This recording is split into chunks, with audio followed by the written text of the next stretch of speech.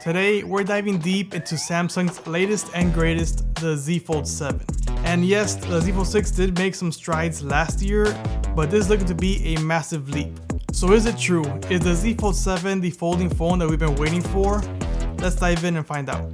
First up, and perhaps the most impactful differences, is going to be the physical dimensions. When it comes to the Z Fold 7, all physical aspects, the width, the thickness, and the weight have seen incredible improvements. Honestly, this is the largest year-over-year improvement that I've seen on the Fold series. Let's talk about the width. This has been a pain point with the Z Fold series since the beginning. The Z Fold 7 is noticeably wider, which is going to provide more comfort when using the cover screen. Especially when typing, where having the larger, wider letters are really going to help you be more accurate and make less mistakes. But the phone didn't become less pocketable just because it got wider.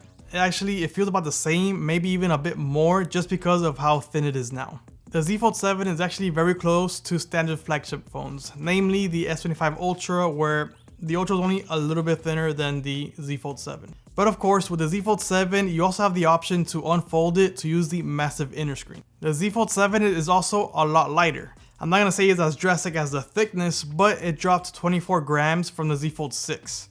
And that's going to be noticeable, especially when using it or holding it for extended periods of time. You're going to be able to handle it a bit longer without feeling hand fatigue. In terms of sheer usability, the physical dimensions alone put this phone in a different tier than the Z Fold 6 was. Moving to the cameras, this is yet another pretty big improvement for the Z Fold 7, where the main sensor is now much larger and with higher megapixels. I wasn't exactly upset with the Z Fold 6's 50 megapixel sensor because I feel like that sensor is actually pretty decent and it wasn't the weak point of the camera array anyway.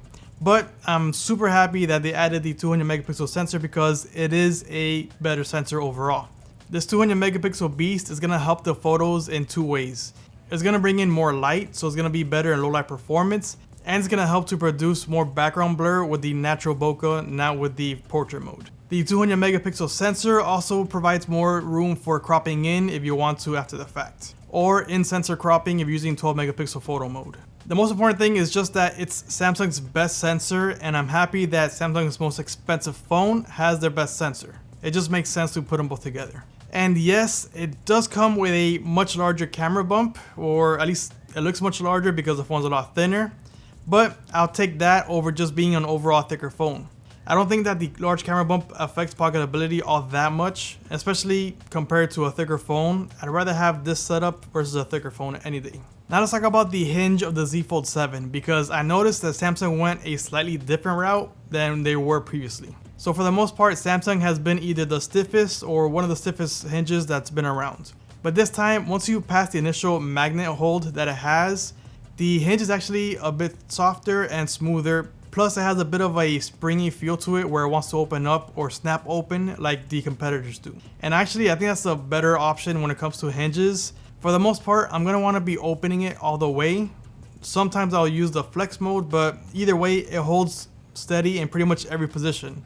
Just a bit easier to open up all the way now. Now I do want to emphasize that the magnets hold on really tight. The first comment that I've heard on pretty much anyone that's grabbed this phone and tried to open it is that it was really tough to open. And that might actually be a good thing, because if you drop the phone or anything like that, you don't want it to open and then expose the softer inner screen. So it is a bit tough to get the initial part open, but once you do, it's not hard at all to open all the way. It's just that the magnets are pretty strong compared to how much surface area you have for your thumbs to open it up. Now I want to focus in a little bit on the cover display, because this one was a big one that people have been asking for quite a while. So now it has a 21:9 aspect ratio, which is a bit shorter or wider than the 22:9 aspect ratio that the Z Fold 6 has. So it's still on the taller side, but now it's within that range of where standard phones usually are. The standard phone range that I've noticed is somewhere between 19.5:9 to 22:9. So yeah, it's on the taller side, but it's still in the normal range. Aside from the aspect ratio, the screen actually got bigger as well. It went from a 6.3 to a 6.5. And that's actually a bit more than what it sounds like, because the 6.5 inch is measured diagonally, and that's affected by the aspect ratio. So the fact that we have a shorter aspect ratio and the screen is bigger means that you have a lot more of, I would say, usable space when you're watching videos. So watching those videos on the cover display is no longer gonna feel like you're giving up any space. It fits in pretty nicely. Now let's unfold to the reason why we buy these phones in the first place, and that's gonna be the larger inner screen. The inner screen is also larger, now at 8 inches, and in terms of these types of phones, bigger is always better. But it's not just that it's a bigger screen and easier to use in split screen and multitask. It's also that it feels a bit different, and that's something that I noticed pretty much immediately when I picked up the phone and passed my finger through it. The screen actually feels a bit stiffer than the Z Fold 6, where you feel less give, I should say, and so it feels more like regular glass. I'm not gonna say that it's quite there yet. Obviously, it could be a bit stiffer in order for it to match glass, but it's a step above where the Z Fold 6 was. And even though I haven't exactly folded and unfolded the phone all too much yet because I've only had it for a bit over a week, it has, been able to break in a little bit, and the crease has dropped a little bit from the initial fold, obviously. But even since then, the crease is actually very light, very shallow, and not very noticeable at all. So that's a big improvement, and I'm happy about that one because Samsung was kind of falling behind with the crease, pretty much only competing with Pixel being the worst crease, honestly. So now it's at a point where it's actually pretty competitive with the best ones that are out there. But I'm still not calling it the best one because I don't think it's the best one. But it's actually, you don't feel like you're giving anything up really. And in terms of probably the biggest difference from the 6 to the 7 on the inner display is gonna be the camera. Where the Z Fold 6 had an under display camera, which is my favorite. And the Z Fold 7 went away with that and went with a punch hole camera.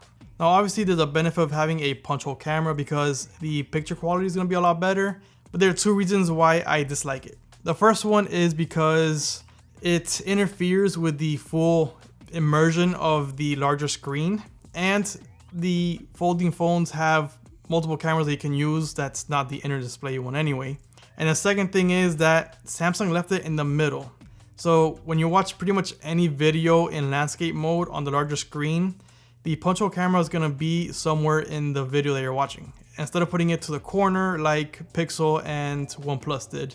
Instead, I would rather have seen Samsung improve on their under display technology and actually make it hide a bit better. Companies like Nubia actually have it where you can't even tell it's there anymore, and the image quality looks better than Samsung. So if they were able to match that, it would have been a much better experience than what we have now with the punch hole. And another thing that was given up is the S Pen support.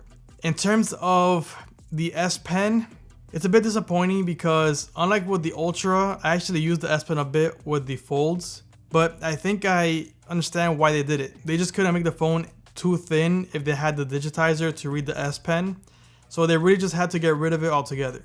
But I think of everything that I mentioned, I think this next one is probably the most important one for the consumer, and that's that Samsung has rated the Z Fold 7 for 500,000 folds. And I forgot what the number came out to, but basically it's gonna last longer than the 7 years if it goes with what Samsung says it can do.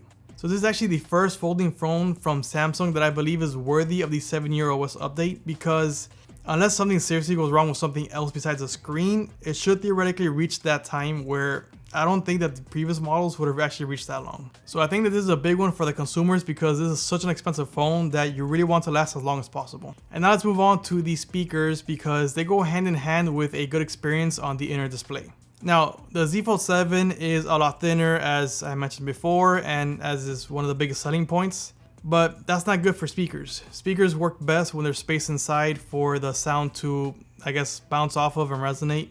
So as expected, the bass on the Z Fold 7 is a bit worse, or noticeably worse, than the Z Fold 6. However, the overall sound quality is actually really good, and I was impressed that Samsung was able to keep such good quality while losing so much thickness. Now let's move on to the power. And of course, it being Samsung and Samsung putting the best chips possible on their flagships, at least for now, it has the Snapdragon 8 Elite. So it has a great chipset to go with it, and now actually has an option for 16 gigabytes of RAM if you buy the higher storage. And as far as I know, at least here in the US, this is the first time that Samsung is offering 16 gigabytes on a Z Fold. And the last thing I want to cover, and probably the hardest pill to swallow on this one, is the price point. The Z Fold 7's base price went up another $100 this year to $2,000, or the marketing price of $19.99, but it's $2,000 either way.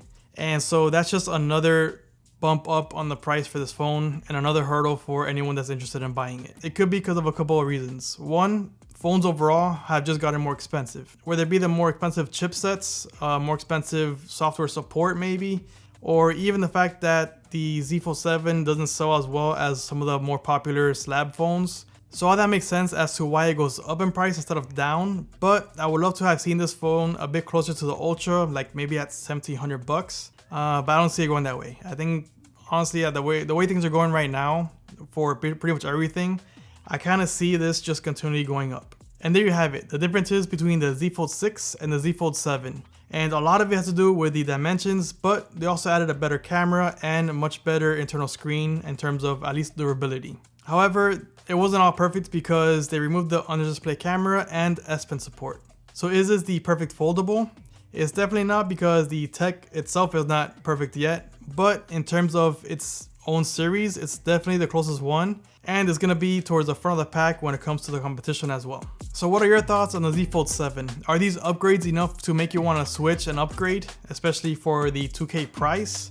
Or are you going to hold back for either a special, a sale, or the next generation? If you enjoyed this video or found it helpful, please leave a thumbs up and subscribe for future videos. Thanks for watching. I'll see you in the next one.